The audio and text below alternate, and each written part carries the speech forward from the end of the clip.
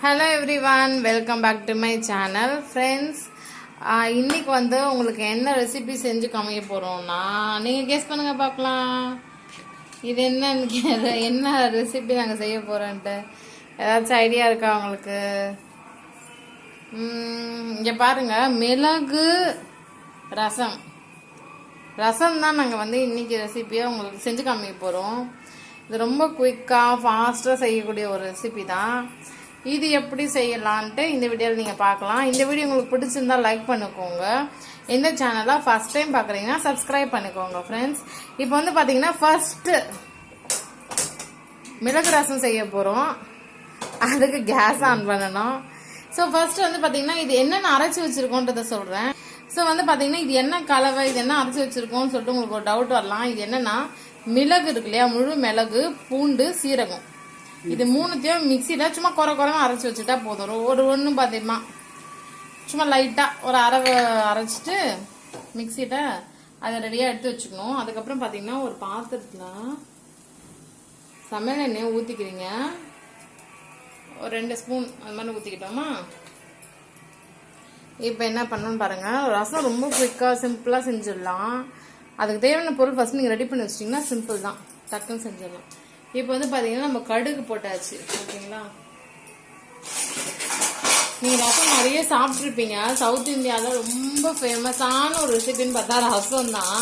குழந்தைங்கள்லேருந்து பெரியவங்க வரைக்கும் எல்லாரும் விரும்பி சாப்பிடக்கூடிய ஒரு ரெசிபி இது. இது ரொம்ப ரொம்ப ஆரோக்கியம் கொடுக்கும். நெக்ஸ்ட் வந்து பார்த்தீங்கன்னா காஞ்ச மிளகாய் வந்துச்சு இல்லையா, அதை வந்து பார்த்தீங்கன்னா போட்டாச்சு. தக்காளி கட்டுன்னு வச்சுருந்தோம் இல்லையா, அதையும் போட்டாச்சு. அடுப்பு லைட்டாக ஸ்லோ பண்ணிக்கலாம். ஸ்லோ பண்ணிவிட்டு இது நல்லா வதக்கலாம். ஓகேங்களா, வதக்கிட்டு நம்ம இந்த மிளகு, பூண்டு, சீரகத்தை அரைச்சி வச்சுருந்தோம் இல்லையா, அதை வந்து போட்டுக்குவோம். இது வந்து பார்த்தீங்கன்னா புளி கரைச்சிட்டு ஒரு முழு தக்காளியை நல்லா நம்ம அது உள்ள போட்டு நசுக்கி விட்டு வச்சுருக்கோம். ஓகேங்களா, அதில் வந்து பார்த்தீங்கன்னா மஞ்சள் தூளும் போட்டுக்கிறோம். ஸோ இதை பார்த்து நீங்கள் ஈஸியாக வந்து பார்த்தீங்கன்னா சமையல் நீங்கள் செஞ்சிடலாம். எங்களுடைய சேனலில் பார்த்தீங்கன்னா இதில் கருவேப்பிலை, கொத்தமல்லிலாம் போட்டாச்சு. நெக்ஸ்ட் வந்து பார்த்தீங்கன்னா பெருங்காயத்தூள் வந்து போட்டுக்கிறோம். ஓகேங்களா, ஏன்னா ரசம் நல்லா கமகமன் வாசனையாக இருக்கும், அதனால பெருங்காயத்தூளும் போட்டாச்சு. இப்போ இந்த கலவை தண்ணி, இந்த புளி தண்ணியும் மஞ்சள் தூளும் அதில் ஒரு முழு தக்காளியும் போட்டு பிசைஞ்சு வச்சுருந்தோம் இல்லையா, அதை எடுத்து ஊற்றியாச்சு. ஸோ பாருங்க, ரசம்னு நிறைய பேர் விரும்பி சாப்பிட்றோம் இல்லையா, அந்த ரசம் இப்படி தான் அவங்க சவுத் இந்தியாவில் செய்கிறோம். தமிழ்நாட்டில் ரசம் பிடிக்காதுன்னு சொல்லவே மாட்டாங்க, எல்லாருக்குமே பிடிக்கக்கூடிய ஒரு ரெசிபி இது. டாக்டர்ஸ் கூட என்ன சொல்றாங்கன்னா வந்து சளிலாம் பிடிச்சிருக்கு, ஜுரம் இருக்குன்னா அவங்களுக்குலாம் ரசம் சாதம் கொடுங்கன்னு சொல்லி கேள்விப்பட்டிருப்பாங்க. மஞ்சள் தூள் எப்பவுமே கொஞ்சம் நல்லா தேவையான அளவுக்கு போட்டுக்கோங்க, ரொம்ப நல்லது. சமையலில் நம்ம செய்யக்கூடிய ரெசிபீஸில் மஞ்சள் ஆட் பண்ணிக்கிறது ரொம்ப ரொம்ப ஹெல்த்துக்கு நல்லது. பாருங்களேன் இதனுடைய ரசம் எவ்வளோ ஃபாஸ்ட்டாக ரெடி ஆயிடுச்சுன்ட்டு. ஸோ ஃப்ரெண்ட்ஸ் வந்து பார்த்தீங்கன்னா நிறைய நீங்கள் வந்து ரெசிபீஸ்லாம் செஞ்சுருப்பீங்க, அது நிறைய கொதி கொடுவாங்க. இது அப்படி கிடையாது, சும்மா ஒரு கொதி வந்தாலே போதும், உடனே ஆஃப் பண்ணிடணும். சரிங்களா,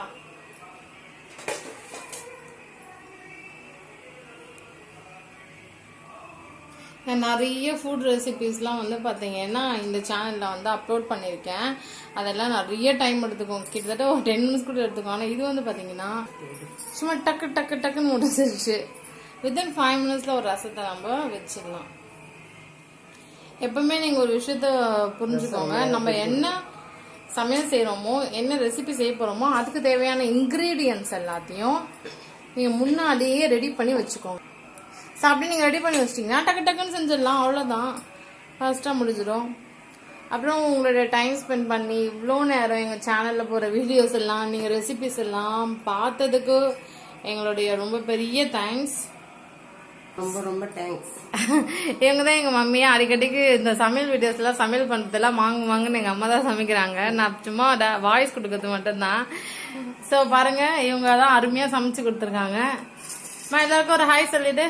ஹாய். சரி, ஓகே. இது வந்து பாத்தீங்கன்னா நான் ஆல்ரெடி சொன்ன மாதிரி ரசம் வந்து ஒரு கொதி தான். ஒரு கொதி வந்த உடனே டக்குன்னு ஆஃப் பண்ணிடுங்க. சுவையான ரசம் தயாராயிடுச்சு. இது வந்து ரசம்னு சொல்லலாம், மிளகு ரசம்னு சொல்லலாம். மொத்தத்துல ரசம் சாதம். ஓகேங்களா? ஸோ நீங்க வெளிநாட்டுல இருக்கீங்க, ரசம்னா என்னன்னே தெரியல, பட் சாப்பிடணும்னா இது மாதிரி வீடியோஸ் நீங்க பார்த்து இதுக்கு தேவையான இன்கிரீடியன்ட்லாம் வாங்கி ரெடி பண்ணி வச்சுட்டு டக்குன்னு சமைச்சுக்கோங்க. சமைச்சு சாப்பிட்டு எப்படி இருக்குன்னு சொல்லுங்க கமெண்ட் செக்ஷன்ல. கண்டிப்பா கமெண்ட் பண்ணுங்க. நிறைய பேர் கமெண்ட் பண்றீங்க, உங்களுக்குலாம் நான் ரிப்ளை கொடுத்துருக்கேன். ஓகேங்களா? இந்த வீடியோ பிடிச்சிருந்தா லைக் பண்ணுங்க, நிறைய பேருக்கு ஷேர் பண்ணுங்க. ஓகே, இன்னும் நிறைய வீடியோஸ் எல்லாம் சூப்பர் ரெசிபிஸ் அதெல்லாமே நாங்கள் அப்லோட் பண்றோம், அதையும் மறக்காம பாருங்க. இப்போ வந்து கொதிக்கிறதுக்கு மட்டும்தான் இப்போ நம்ம வெயிட் பண்ணணும். ஒரு கொதி வந்த உடனே ஆஃப் பண்ணிடலாம். இது வந்து ரொம்ப நேரம் கொதிக்க கூடாது. இது வந்து பாத்தீங்கன்னா ரசம் வந்து ரொம்ப நேரம் கொதிக்க கூடாது, சுண்ட விடக்கூடாது, அப்படின்னா நல்லா இருக்காது. ஓகேங்களா? ஸோ அதை வந்து எப்பவுமே ஞாபகம் வச்சுக்கோங்க. ரசம்ன்றது சும்மா ஒரு கொதி வந்தோன்னு ஆஃப் பண்ணி விட்டுருங்க. அப்பதான் டேஸ்டாகவும் சூப்பராகவும் ஆரோக்கியமாகவும் இருக்கும். இப்போ ஒரு கொதி வருதான்னு மட்டும் பார்க்கலாம். இப்போ வந்து நிறைய பேருக்கு கேட்கலாம், ஒரு கொதின்றீங்களே, அது எப்படிங்க கொதிக்கிறது, அது எப்படி தெரிஞ்சுக்கிறதுன்னு. இப்போ பாருங்க, இந்த ரசம் வந்து எப்படி இருக்கு, ரொம்ப அமைதியா இருக்கு. ஓகேங்களா? ரொம்ப அமைதியா இருக்கு பாருங்க. இது வந்து கொதிக்கும், அதையும் நான் காமிக்கிறேன். அப்படின்னா கொச்சிச்சுன்னு அர்த்தம். ஓகேங்களா? இப்போ பாருங்க, ஒரு அமைதியா இருக்கு. ஸோ ஃப்ரெண்ட்ஸ், நீங்க ரொம்ப நேரமா பார்த்துருந்தீங்க நாங்க என்னென்ன போறோம்னு சொல்லிட்டு. அதை உப்பை பார்க்கவே இல்லைல்ல, அதை வந்து சொல்லாம விட்டுட்டேன். So sorry. அது என்னன்னா, அந்த புளி கரைச்சல்ல உப்பையும் போட்டு கரைச்சி வச்சுக்கணும். சரிங்களா?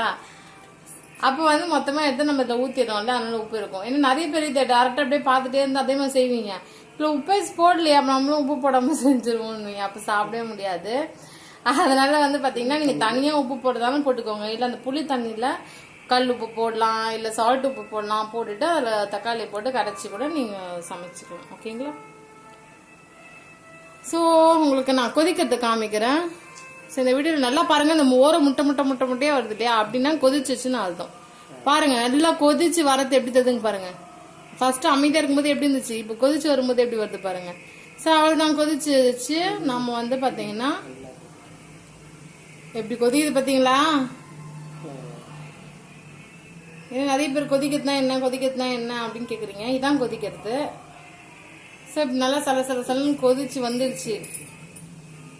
ஓகேங்களா? அப்படின்னா உடனே குயிக்கா வந்து பாத்தீங்கன்னா இப்ப கேஸ் ஆன்ல இருக்கு. ஆல்ரைட், இப்படிதான் இருக்கும் கொதிக்கிறதுனா. கொதிச்சா ஒரே ஒரு கொதி வந்துச்சா, இது கொதிச்சு முடிச்ச உடனே லைட்டா வந்து தண்ணி ஊத்திக்கணும். ஆஃப் பண்ணதுக்கு அப்புறமா தண்ணிய கொஞ்சம் ஊத்தணும், ஞாபகம் வச்சுக்கோங்க.